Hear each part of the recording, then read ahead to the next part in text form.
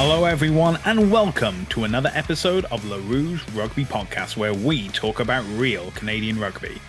I'm Stu Hardy, joined this week by Jeff Robinson. Jeff, we've had the semi-finals, the conference finals of MLR 2025. You know, we had great matchups, both the East and the West. The continuing curse for the top seed of MLR is struck again.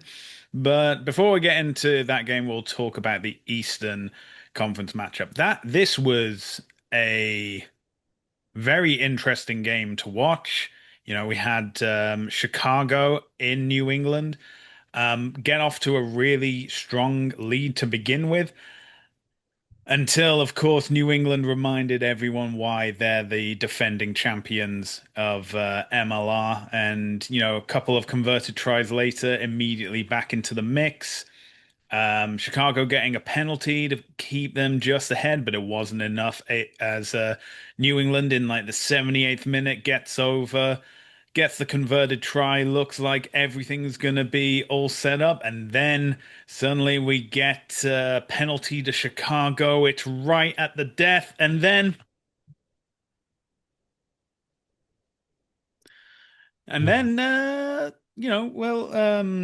let's talk about sponsors first of all. We'll show a ball on the ground. Uh, I was going to say, yeah, we'll yeah, just take your word for yeah. it. Um, yeah. So that happened. Mhm. Um, and unfortunately, we will never know who actually won that game. It's gone to the ether. You know, Western teams, you know, automatically champions.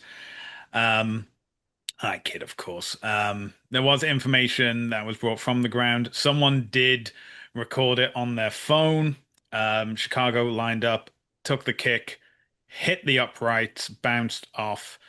Unfortunately, no Chicago player underneath it to grab the ball or get a potential try. Immediately back into New England's hands. Clock and gun red, kicked into touch. And that is all she wrote. Another heartbreak for Chicago as the final score is New England 21, Chicago 20.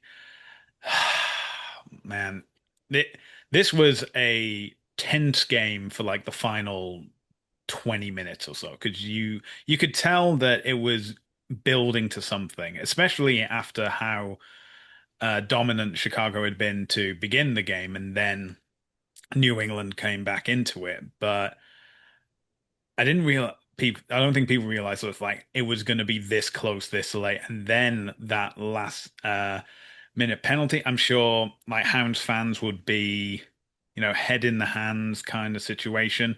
The argument could also be like you had such a big lead, and then it got squandered. So it was.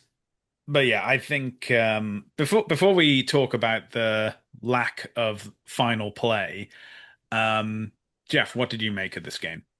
Well, first, congrats to New England on the win and tough luck to Chicago. I would like to say it was a game of two halves, but I'm not quite sure that accurately describes it. It's more like a game of 5-8s, 3-8s, like that.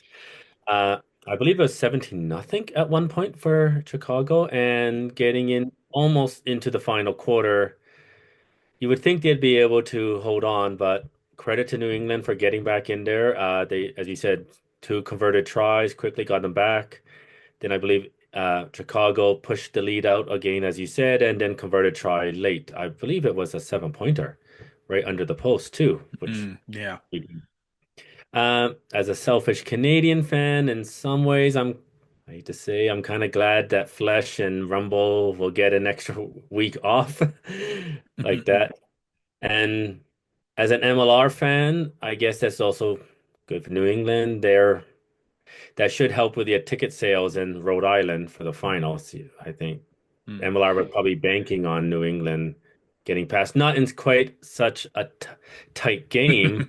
So credit to Chicago for showing up. Yeah, I think But there was a yeah, big gust of relief from all the MLR executives when that kick didn't go over. But speaking of the kick, let's get into it. This is it's not up to scratch. I think there's a lot of people like pointing fingers. There's people blaming ESPN, and I don't think that's really fair and honest. There's people pointing at MLR. The situation when it comes to broadcasting in any MLR game, and it has been since the start of the league itself, is that it's the responsibility of the hosts to provide that link. Obviously, when it comes to the championship game, now that it's in a predetermined venue, that's decided by the league, I believe. But this falls on technically like New England's broadcast partner, New England themselves. I've gone on Reddit. I've seen people who claim that they were working in the production truck, saying that the internet went out just before the kick. That's why there was no feed available. Um, but it's just another thing which shows the lack of professionalism in this league or like behind the scenes of it. This is where like the riders are able to like latch on and say, how can people take this seriously if you're making these, errors in broadcasting kind of thing? Yeah, because we know that the product on the pitch is getting better year on year, and we just have to make sure that the quality that's on the pitch is being reflected everywhere else. I mean, come on, this is the conference final game, and you don't have the correct infrastructure in place to ensure that this is carrying on. It's not a good look for the league. It's not a good look for New England as well. And yeah, I sincerely hope that this is like the last time we have an error of like this proportion. Unfortunately, I brought up on previous broadcasts the quality of the production in the app and how like it restarts at halftime, Hmm. it freezes like that. I've had trouble initiating the feed when it goes live on the app. So, I mean, I'm not 100% surprised this happened, and it definitely should never have happened. Hmm. But I think the warning signs have been there all season that there's there was the danger of technical issues. Hmm. Yeah, I definitely think that this is going to give a lot of teams like thoughts on how do we increase like production for next year. Obviously MLR themselves would be like, look, we have a new contract in place with the ESPN to broadcast these games, especially championship games and the postseason. And they need to be finding production companies that are able to back this up. Now, obviously, you want a better production company, you got to pay a bit more money and stuff. And we all know that the league isn't exactly flowing in cash at the moment. But these are the things that are like separate it. It's like separating it from being a novelty to some people to being an actual serious sport that deserves its place in the North American media landscape. And yeah, I think there's always been like issues with broadcast, whether it be commentary getting like names wrong or positions incorrect. But it just seems like this year has been far too many like technical issues that really need addressing. I'm hoping in the off season this year that MLR takes a long, hard look into meeting or setting itself new base requirements that say like this has to be what we're looking for in each game. This is how many cameras set up. This is what the quality we're looking for. And these are the partners that we need to be partnering with going forward to ensure something like this never happens again. Yes. I would imagine being at a proper venue for the final Hmm. should it should be okay. And I'm not trying to deride New England's venue for the semifinal, Hmm. but it's a brand new stadium that they you would think they have all these infrastructure in place to help alleviate or prevent any of those Hmm. technical. Yeah, absolutely. Like, well, I think we're both in agreement here. We don't want this, especially in the final, but more in general, to never happen again for MLR. We know that the product's good, and we want other people to be able to see it. Not so many technical issues with the Western Conference final. I gotta admit, Utah Stadium, one of the best backdrops in all of sport, never mind MLR, and it was a great location for the Western Conference final. Yeah, it seemed like Houston were just like on the ball of this like throughout the entire game. You know, they got off to they got the first try of the game, which obviously set the precedent for how things were going on. Built out a big lead, and it was only right at the end where Utah was able to claw back a try, you know, make it a bit more respectable. Um, but there have been like there was a big instance in this game just before the end of the first half where um, a, a SaberCats player was full body upright, no arms tackle, head to, I don't think it was head to head, but you know, head area contact pushing the Utah player into touch, goes to the TMO and is basically just given as like a general tackle. And it's like, oh. Because Ed and I had this discussion like last week of, you know, the TMO getting themselves involved when it didn't need to be, and when they do get involved, they're making uh like incorrect decisions. This is something that we've seen from like international level of like, you know, you gotta try and at least attempt to wrap the arms. You gotta try and get low for these kind of tackles. Um this was just disappointing. What were your thoughts, Jeff? Well, I guess I could see some ways not being a yellow, but it certainly should have been a penalty at minimum. Hmm. Certainly should have. It was a no arms tackle into touch, and as you just said, there's probably no attempt to wrap. So very poor on MLR there. It's they gotta sort out the TMO. Either they're interfering too much or they're asleep at the wheel. And Hmm. definitely, as we just talked about production or the quality of the product production off the field, this is a quality of the product in a sense on the field that also needs improving. Yeah. Mhm. Um, Ultimately, like people have argued that, you know, it should have been a red. Again, I don't think it was at the threshold for red. Definitely can be argued a threshold for yellow. Mm. Again, I agree with you, Jeff. Minimum a penalty. However, I don't think it ultimately made too much of a difference. You know, Houston were just on another level and did everything they needed to do to get their ticket punched to Rhode Island. The final score, Utah 19, Houston 33.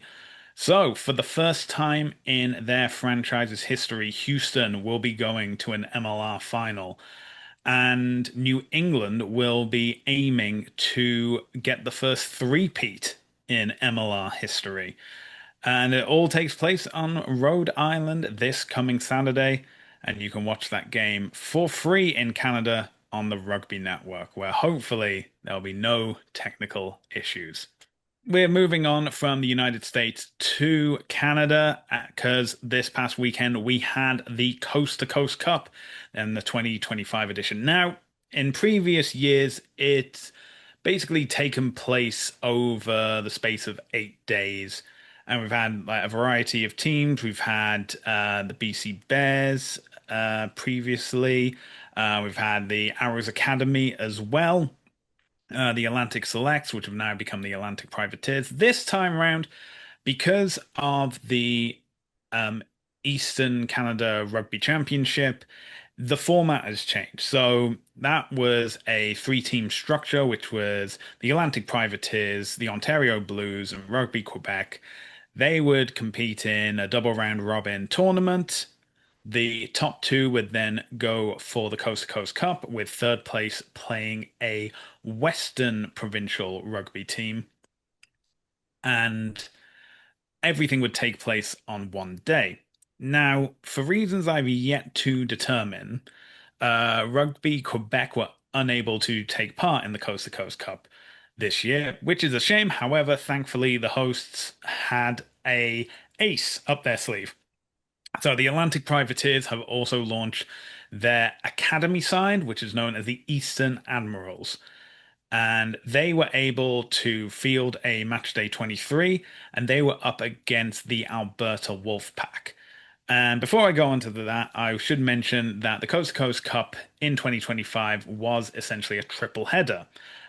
One of the games I have not been able to get the results from. I'm sure someone from Rugby Nova Scotia will be able to inform us. But this was a Nova Scotia Celtic under 15s women's game, basically Navy versus Whites.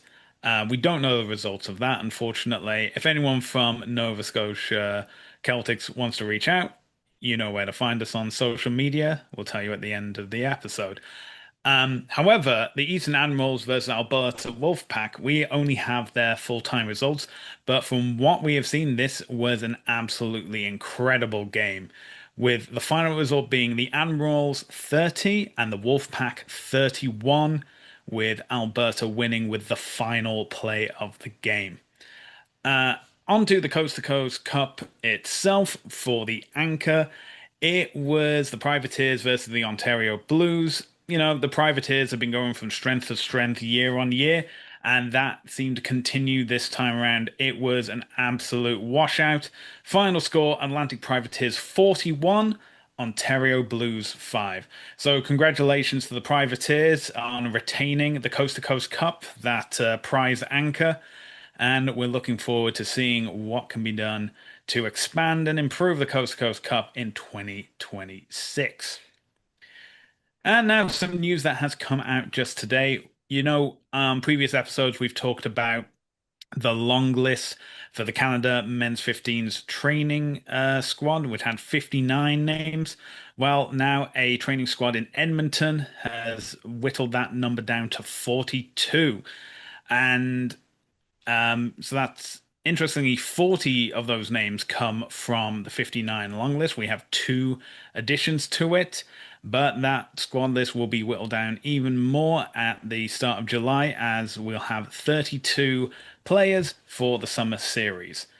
Um, so Jeff, before we get into who's missing and who's been added, what do you think of the names that are currently in this training squad? Uh, it comes across to me a bit more of kind of a development squad. I think for the July test, and I don't mind that in a way. Like some of the other players that were not named to the squad, they do need a rest. But I'm very excited to see some of those U20 guys that are being graduated into the senior program. That hopefully they'll get caps and they'll be capped to Canada. Hmm. So it's an interesting squad. I was earlier today after the squad was announced, trying to think of what would be my match day 23 just from this squad. And well, I will come up with some names here for you. I think front row, you're probably looking at a Martinez, a Quatrin, maybe a Keith or Stevens at tight head. Uh, Do good. I would probably put at lock with Olmsted, then Flesh, Rumble, maybe Owowu at eight. Higgins, 10 is going to be the real interesting spot here. Is it going to be Nelson or are they going to just come out of left field a bit, maybe give a Coates or someone else a shot at 10. Winger is still pretty strong, even with the trim down. Then you're probably looking at McMillan and the Lesage combination. Maybe one of the new guys in the centers, trying to figure out what would his best position be.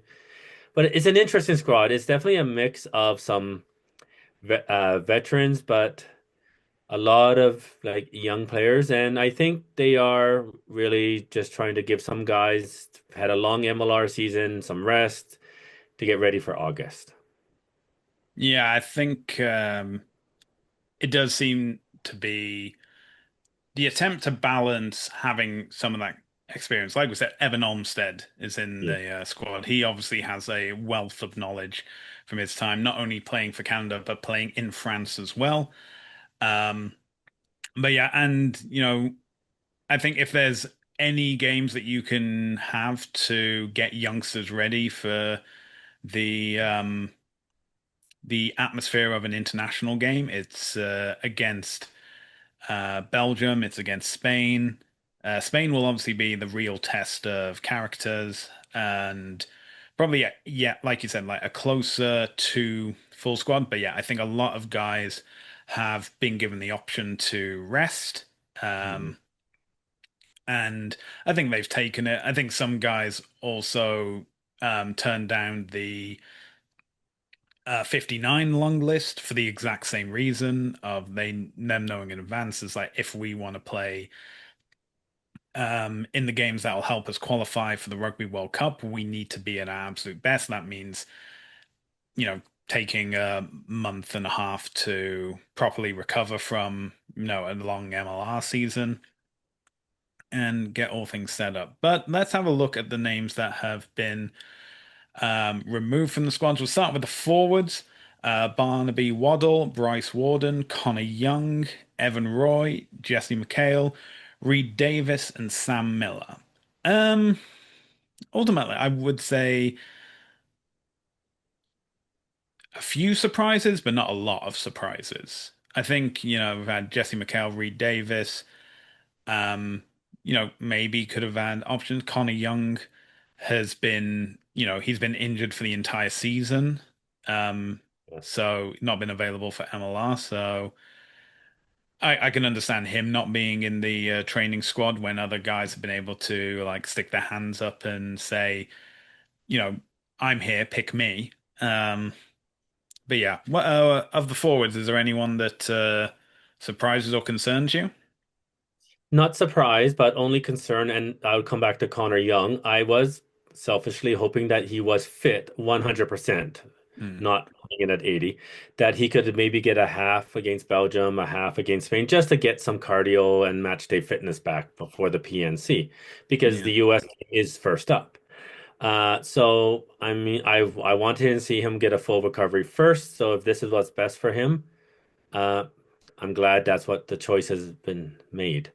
For Sam Miller, I wasn't surprised. I think they were still playing in Australia, so I would have been a bit surprised if he was there. Yeah. The real worries seem to be coming from the backs that aren't there. So these are the names of the backs that will not be in the training squad.